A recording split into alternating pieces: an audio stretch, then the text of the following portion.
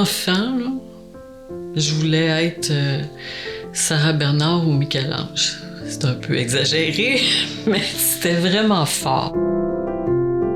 Puis c'est moi qui ai eu peur un moment donné, puis qui a essayé d'aller ailleurs. J'ai un oncle qui était professeur d'art plastique, qui a été directeur, un des premiers administrateurs du Musée des Beaux-Arts de Joliette. J'étais presque toujours avec lui, à l'aider à faire ses émaux sur cuivre, à préparer ses expos. Puis c'est comme si j'ai eu des cours d'art plastique de qualité supérieure gratuits toute ma vie, tu sais. À un moment donné, moi, plus vieille, je me dirigeais plus vers la psychologie, la philosophie, tout ça, l'histoire.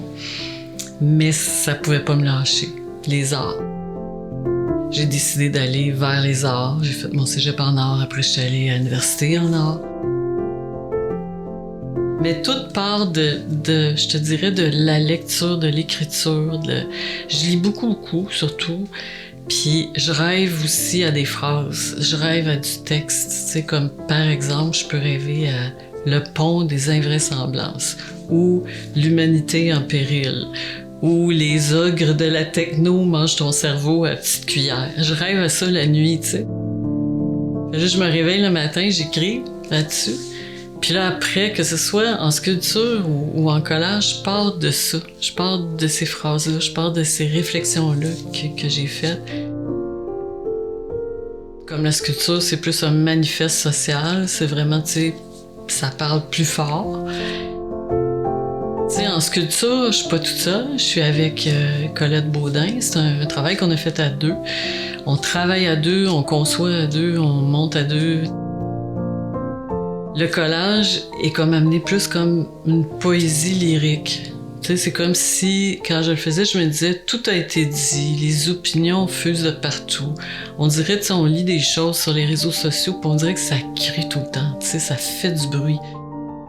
J'avais envie de dire des choses, réfléchir sur certaines choses, mais comme si c'était dit de façon lyrique, de façon poétique, visuelle. J'ai tout gardé, moi, ce que j'ai fait depuis cégep. Mes dessins, mes peintures, mais j'ai tout gardé. Qu'est-ce que je fais avec tout ça, tu sais, depuis des années? Puis là, je voyais des bouts que... juste ça, ce bout-là, la composition de ça, au niveau pictural, au niveau de l'espace, c'est super intéressant, c'est dynamique. Fait que c'est comme tout des morceaux d'écriture, des morceaux de monotype, des morceaux de calligraphie. Puis là, je construis tout ça en ramassant ces morceaux-là, en écrivant, en rajoutant des bouts. Après ça, je colle, je joue sur la dynamique du mouvement. Pour moi, être artiste, c'est pas simple.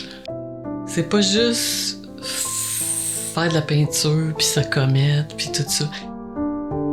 Pour moi, être artiste, c'est regarder, réfléchir sur le monde, se poser des questions, être impliqué aussi socialement quand on peut. Ça, pour moi, c'est être artiste. Puis tout ce bagage-là que tu accumules de jeune à aujourd'hui, s'en servir pour le transmettre, pour ouvrir une conversation, un langage avec les gens qui reçoivent ça d'une autre manière, ou qui se retrouvent là-dedans, ou qui se projettent là-dedans pour comprendre certaines choses de la société.